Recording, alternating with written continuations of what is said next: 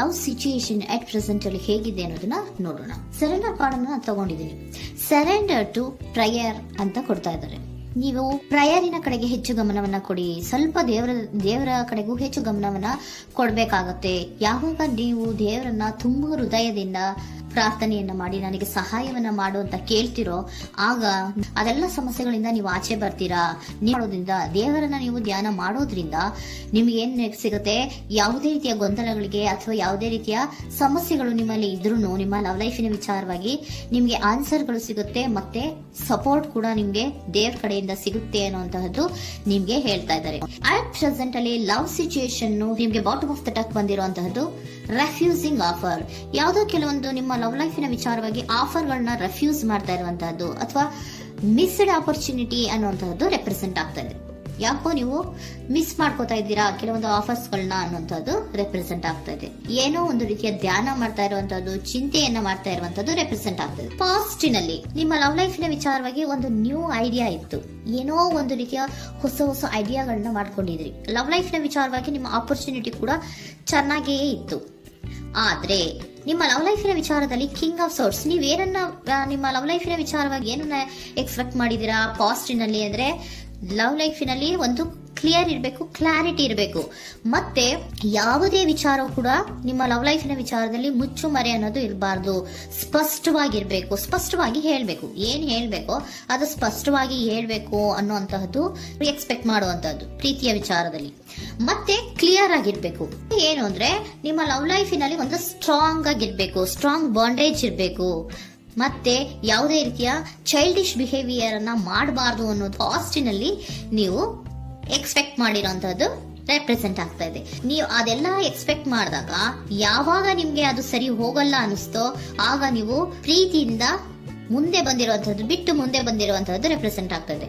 Most probably ನಿಮ್ಮ ಕೆಲವೊಬ್ಬರಿಗೆ ಈಗ ಆಲ್ರೆಡಿ ಕೆಲವೊಂದು ರೀತಿಯ ಬ್ರೇಕಪ್ ಗಳು ಆಗಿರಬಹುದು, ಕಮ್ಯುನಿಕೇಶನ್ ಇಲ್ಲದೆ ಇರುವಂತಹದ್ದು ರೆಪ್ರೆಸೆಂಟ್ ಆಗ್ತಾ ಇದೆ. ಮೋಸ್ಟ್ ಪ್ರಾಬಬಲಿ ನೀವು ಇವಾಗ ಇಬ್ರು ಕೂಡ ನೀವು ಮಾತಾಡದೆ ಇರುವಂತಹದ್ದು ರೆಪ್ರೆಸೆಂಟ್ ಆಗ್ತಾ ಇದೆ. ಸೊ ಯಾವುದೇ ರೀತಿಯ ಕಾಂಟ್ಯಾಕ್ಟ್ ಅಲ್ಲಿ ಇಲ್ಲದೆ ಇರುವಂತಹದ್ದು ರೆಪ್ರೆಸೆಂಟ್ ಆಗ್ತಾ ಇದೆ. ನೋಡಿ, ಮುಂದೆ ಬರ್ತಾ ಇರುವಂತಹದ್ದು ರೆಪ್ರೆಸೆಂಟ್ ಆಗ್ತಾ ಇದೆ. ಯಾಕೋ ತುಂಬಾ ಬೇಜಾರಲ್ಲಿ ಇರುವಂತಹದ್ದು. ಪಾಸ್ಟಿನಲ್ಲಿ ಕೂಡ ನೀವು ಲವ್ ಲೈಫಿನ ವಿಚಾರವಾಗಿ ಕೆಲವೊಬ್ರು ಬೇಜಾರಲ್ಲಿ ಇರುವಂತಹದ್ದು ರೆಪ್ರೆಸೆಂಟ್ ಆಗ್ತಾ ಇದೆ.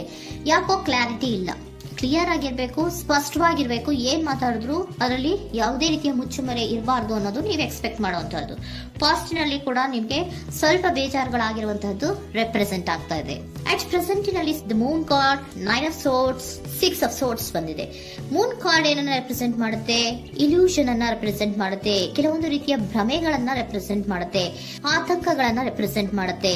ಮತ್ತೆ ನಿಮ್ಮ ಲವ್ ಲೈಫಿನ ವಿಚಾರದಲ್ಲಿ ಯಾವುದೇ ರೀತಿಯ ಸ್ಥಿರವಾಗಿ ಇಲ್ಲ, ಯಾವುದು ಕರೆಕ್ಟ್ ಆಗಿ ಇಲ್ಲದೆ ಇರುವಂತಹದ್ದು ನಿಮ್ಗೆ ರೆಪ್ರೆಸೆಂಟ್ ಆಗ್ತಾ ಇದೆ.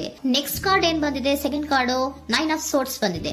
ಇದರಲ್ಲೂ ಕೂಡ ನಿಮ್ಗೆ ಆತಂಕ ಇತ್ತು, ಇದರಲ್ಲೂ ಕೂಡ ಆತಂಕ ಇದೆ, ಭಯ ಇದೆ, ಕರೆಕ್ಟ್ ಆಗಿ ನೀವು ನಿದ್ರೆ ಮಾಡ್ತಾ ಇಲ್ಲ, ಯೋಚನೆ ಮಾಡ್ತಾ ಇರುವಂತಹದ್ದು ಈ ಎರಡೂ ಕಾರ್ಡ್ಗಳಲ್ಲೂ ರೆಪ್ರೆಸೆಂಟ್ ಆಗ್ತದೆ. ಇದರಲ್ಲೂ ಆತಂಕಗಳಿದೆ, ಇದರಲ್ಲೂ ಆತಂಕ. ಅಟ್ ಪ್ರೆಸೆಂಟಿನಲ್ಲಿ ಕೆಲವೊಂದು ರೀತಿಯ ವಿಚಾರಗಳಲ್ಲಿ ಭಯವನ್ನ ಪಡ್ತಾ ಇರುವಂತಹದ್ದು ರೆಪ್ರೆಸೆಂಟ್ ಆಗ್ತಾ ಇದೆ. 6 of swords ಕೂಡ ಏನಾಗ್ತಾ ಇದೆ? ಮೂವಿಂಗ್ ಆನ್, ಮುಂದೆ ಹೋಗ್ತಾ ಇರುವಂತಹದ್ದು, ಬೇಜಾರಿಂದ ನೀವು ಮುಂದೆ ಹೋಗ್ತಾ ಇರುವಂತಹದ್ದು ರೆಪ್ರೆಸೆಂಟ್ ಆಗ್ತಾ ಇದೆ. ಅಟ್ ಪ್ರೆಸೆಂಟಿನಲ್ಲಿ ಯಾವುದೇ ರೀತಿಯ ಸಮಾಧಾನದಿಂದ ಇದ್ದಿರುವಂತಹದ್ದು ಈ ರೀಡಿಂಗ್ ಗಳಲ್ಲಿ ಕಾಣಿಸ್ತಾ ಇಲ್ಲ. ಓಕೆನಾ? ಟೇಕ್ ಇಟ್ ರೆಸೋನೇಟ್, ನಿಮ್ಗೆ ರೆಸೋನೇಟ್ ಆದ್ರೆ ಮಾತ್ರ ತಗೊಳ್ಳಿ. ನೆಕ್ಸ್ಟ್ ಕಾರ್ಡ್ ಇಮಿಡಿಯೇಟ್ ಫ್ಯೂಚರ್ ನ ಬಗ್ಗೆ ನೋಡೋದಾದ್ರೆ ನೈಟ್ ಆಫ್ ಸೋರ್ಟ್ಸ್ ಬಂದಿದೆ. ಅಂದ್ರೆ ಈ ಕೆಲವು ಬೇಜಾರುಗಳಿಂದ ಏನ್ ಈ ಮೂವ್ ಆನ್ ಆಗ್ತಾ ಇದ್ದೀರಲ್ವಾ, ಕೆಲವೊಂದು ವಿಚಾರಗಳನ್ನ ಕ್ವಿಕ್ ಥಿಂಕಿಂಗ್ ಅನ್ನ ಮಾಡಿ ನೀವು ಮುಂದೆ ಬರುವಂತಹದ್ದು, ಕೆಲವೊಂದು ಆಕ್ಷನ್ಸ್ ಗಳನ್ನ ತಗೊಳ್ಳುವಂತಹದ್ದು ರೆಪ್ರೆಸೆಂಟ್ ಆಗ್ತಾ ಇದೆ. ನಿಮ್ಮ ಲವ್ ಲೈಫಿನ ವಿಚಾರವಾಗಿ ಕ್ವಿಕ್ ಥಿಂಕಿಂಗ್ ಅನ್ನ ಮಾಡಿ ಏನ್ ಮಾಡ್ಬೇಕು, ಹೇಗ್ ಮಾಡ್ಬೇಕು ಅಂತ ಕ್ವಿಕ್ ಥಿಂಕ್ ಅನ್ನ ಮಾಡಿ ನೀವು ಮುಂದೆ ಬರುವಂತಹದ್ದು, ಮತ್ತೆ ಕೆಲವೊಂದು ರೀತಿಯ ಆಕ್ಷನ್ ಗಳನ್ನ ತಗೋತಾ ಇರುವಂತಹದ್ದು ರೆಪ್ರೆಸೆಂಟ್ ಆಗ್ತಾ ಇದೆ. ಕ್ವೀನ್ ಆಫ್ ಕಪ್ ಏನನ್ನ ರೆಪ್ರೆಸೆಂಟ್ ಮಾಡುತ್ತೆ? ಬಹಳ ಕೇರಿಂಗ್ ಅನ್ನ ರೆಪ್ರೆಸೆಂಟ್ ಮಾಡುತ್ತೆ. ಏನಿರ್ಬೇಕು ಲವ್ ಲೈಫಿನ ವಿಚಾರದಲ್ಲಿ? ನೋಡಿ, ನೀವು ನೋಡ್ತಾ ಇರೋದು ಹೇಗ್ ನೋಡ್ತಾ ಇದ್ದೀರಾ? ನಿಮ್ಮ ಲವ್ ಲೈಫಿನ ವಿಚಾರದಲ್ಲಿ ಏನಿರ್ಬೇಕು ಅಂತ ಎಕ್ಸ್ಪೆಕ್ಟ್ ಮಾಡ್ತೀರಾ? ಸ್ವಲ್ಪ ಸ್ಟೇಬಲ್ ಆಗಿರ್ಬೇಕು, ಬಹಳ ಕೇರಿಂಗ್ ಇರ್ಬೇಕು, ಎಮೋಷನಲ್ ಇರ್ಬೇಕು ಅದರಲ್ಲಿ ಅನ್ನುವಂಥದ್ದು ನೀವು ಎಕ್ಸ್ಪೆಕ್ಟ್ ಮಾಡುವಂಥದ್ದು. ಈ ನಿಯರ್ ಫ್ಯೂಚರ್ ನಲ್ಲಿ ನೀವು ಆ ರೀತಿ ಎಕ್ಸ್ಪೆಕ್ಟ್ ಮಾಡುವಂತಹದ್ದು.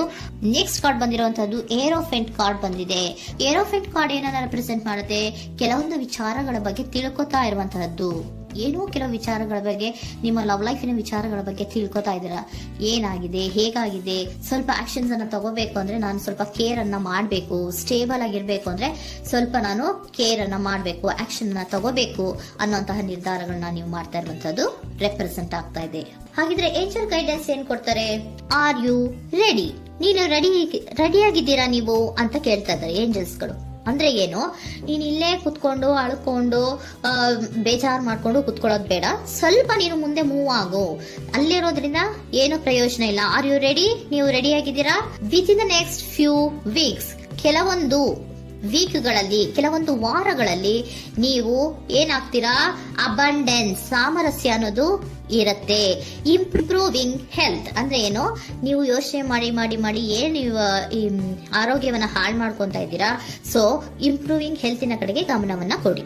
ಆತಂಕವನ್ನ ಮಾಡ್ಕೊಂಡು ಭಯವನ್ನ ಪಡ್ಕೊಂಡು ಮುಂದೆ ಹೋಗ್ಬೇಕಲ್ಲ ಅಂತ ನೀವು ದಿನ ದಿನ ಹೆಂಗೆ ಕಾಲವನ್ನ ಮುಂದೆ ಹಾಕ್ತಾ ಇದ್ರೋ, ಅದಕ್ಕೆ ಏನ್ ಹೇಳ್ತಾ ಇದ್ದಾರೆ? Are you ready? ಮುಂದೆ ಬರೋದಕ್ಕೆ ನೀನ್ ರೆಡಿ ಆಗು.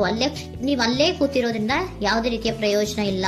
ಸ್ವಲ್ಪ ನಿಮ್ಮ ಹೆಲ್ತಿನ ಕಡೆಗೆ ಗಮನವನ್ನ ಕೊಡಿ. ಸಮೃದ್ಧಿ ಅನ್ನೋದು ಬಂದೇ ಬರುತ್ತೆ, ಸಾಮರಸ್ಯ ಅನ್ನೋದು ಇದ್ದೇ ಇರುತ್ತೆ ಅನ್ನೋದು ಹೇಳ್ತಾ ಇದ್ದಾರೆ.